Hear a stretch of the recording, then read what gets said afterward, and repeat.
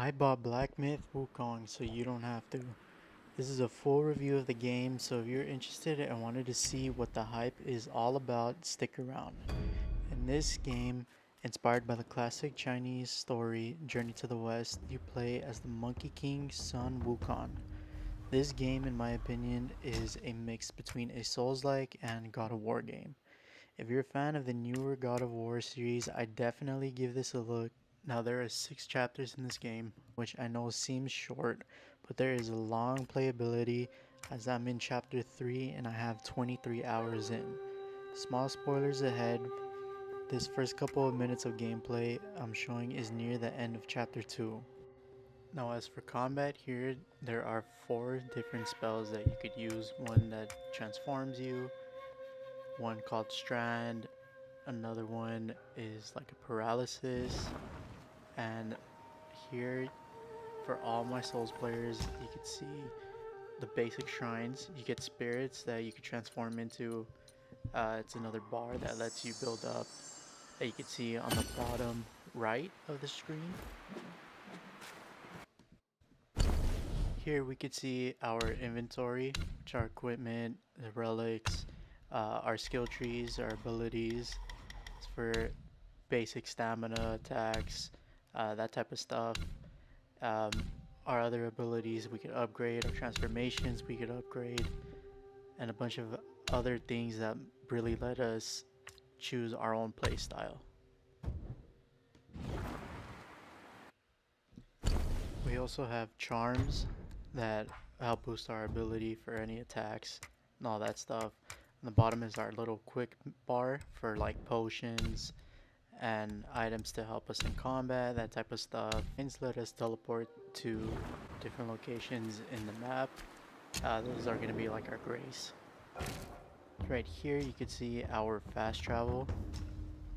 Throughout the game, if you find different shrines, you can teleport between them back and forth. Um, Within the chapters, you don't have to clear one chapter. You would have to clear chapter 1, and then when you're in chapter 2, you could go back to chapter 1, the area chapter 1, without having to completely beat the whole game first. So here I just went back. I teleported to a different location in chapter 2 just to go walk around, kind of find an NPC so I could fight. Right there you could see just some bunch of enemies right there, and I use my transformation ability. Um, each ability does use magic. This one you can see they have their own health bar and the stamina bar. On the right you'll see like our heavy attack charge, which is focused. And the cool thing about the transformations is they have their own health bar. Combat wise, the game is more like God of War, where you have your light and heavy strings attacks. You can charge your heavy attacks. There are 3 different stances, and you could get more focus, which charges your heavies. As you can see right there on the bottom right, I'm charging up 2 bars. Here I was using the pillar stance to do the attack.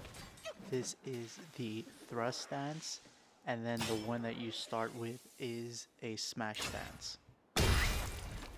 At a certain point in the game, you're going to start finding NPCs that will help you improve your health, your gourd, which is your flask, so to speak, in Elden Ring. Here you'll see that there's a little icon, and that's where you'll find uh, NPCs that you'll be able to talk to, um, vendors, and even some quest once you find those characters. Here is another NPC. Now this guy, he allows you to make medicine and celestial medicine, which is basically a perma buff for any of your stats that you can choose depending if you find the material for it.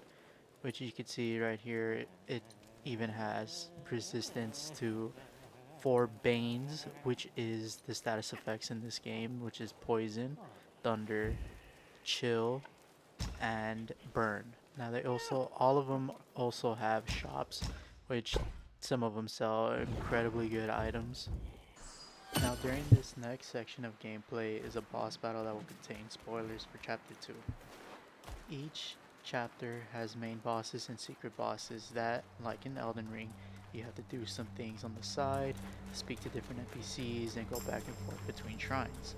The combat mechanics in this game is simple, but pair them up with magic spells and you can make some saucy combos that genuinely look and feel overpowered at times.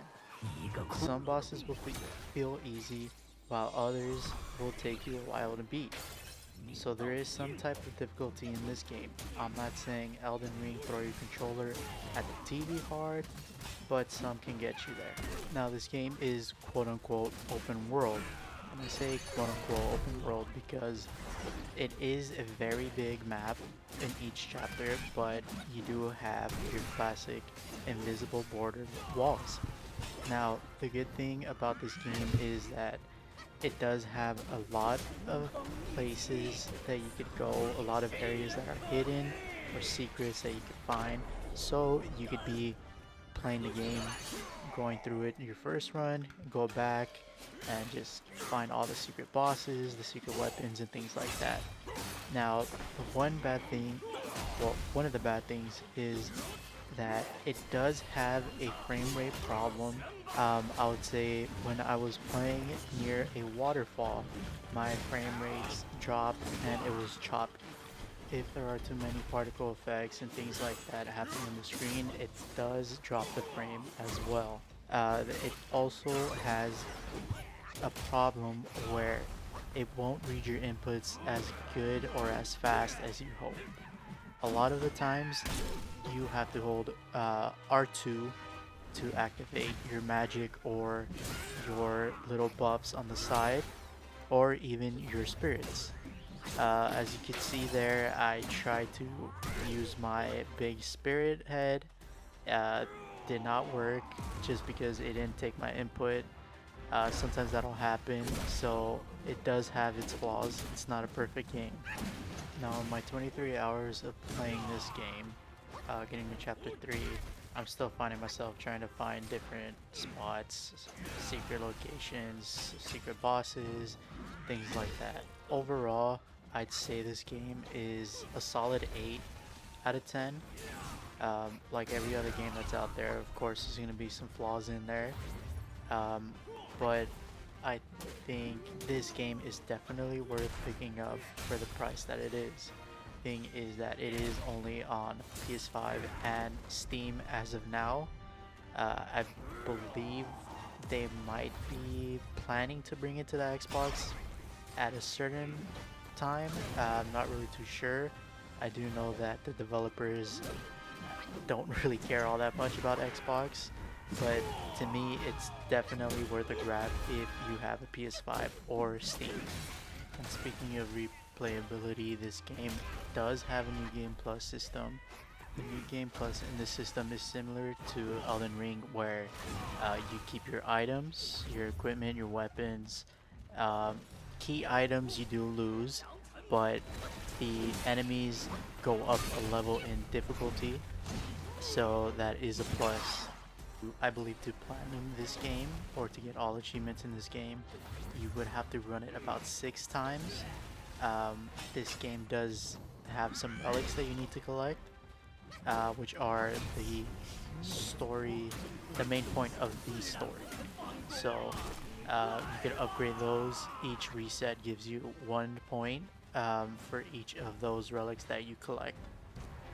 Now here's the part in the gameplay where I shut my mouth and let you guys enjoy the sound design of the game. 一个都没见过。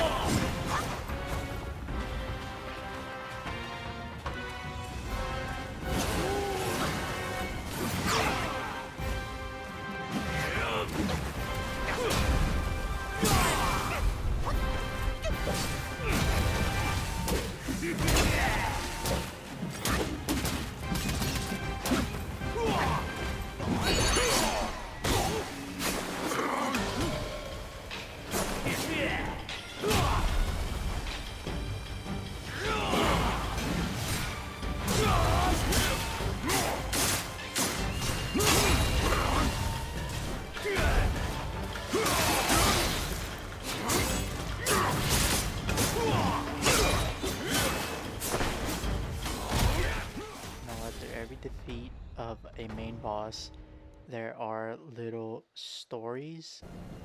Each story appears at the end of the chapter, with each having its own different art style. As I said earlier in the video, you would have to fast travel to each and every vendor to upgrade your health, um, buy medicine, and things like that. In Chapter 3, you will be able to unlock a hub area where all the vendors will be in there together. And when I mean all the vendors, I mean the fox from Chapter 2, where you buy the medicine, make medicine, the celestial medicine to boost your perma 道祖 stats, 慈悲， and at this point 好 he'll be 汉 making 福寿 medicine in the 无量， background, which I believe every hour you could go and pick it up from him. 一 The 粒 monkey 金 from 丹 Chapter 1 that 一 lets you 因果， upgrade your health, 我命 the 由天 gourd, 不由 aka the 我。 Estus Flask for you Souls players. 来 He's in here as well. Right here, he has his own shop as well. Materials to upgrade your flask, and some of them will even let you put more than one item on them. Now, in order to get this location, you will have to find this dragon at Chapter 3. You'll have to fight him. Once you fight him, he'll do a little 也 quest 该 for 享 you, 清福 and 了 then he'll give you the scroll. Now during the game, you'll be 一 able to 分 get 耕 some 耘 seeds. 一 You 分 give him the 收 seeds, 获， and then he'll be able to make them. And those 余生 seeds are 在此 basically 浪 just 费。 materials that you use for combining your items. Now this guy is probably the most important NPC in the game, as he's the blacksmith. He will allow you to forge 中 and 看不中 upgrade 用， your weapons 一样 and your armor. Now, the rarities in this game go from common, uncommon, to rare, 蜡枪 to 头， legendary, to epic, and then mythical. Now, every item, every armor piece has its own set.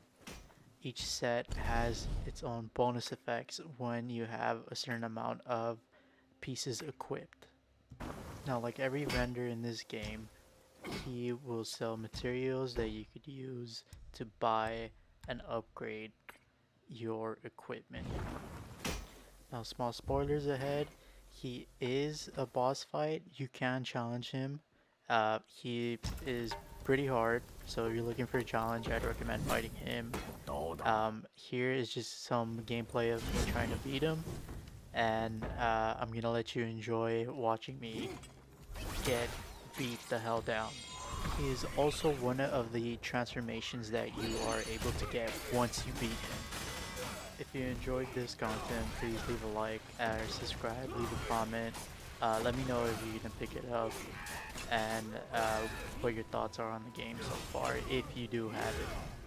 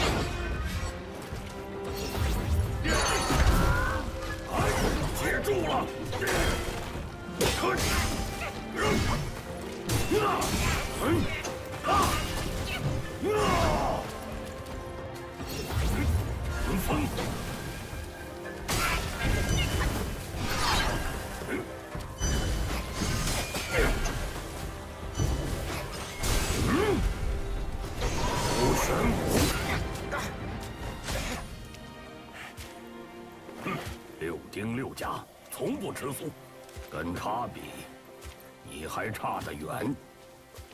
练好了再来。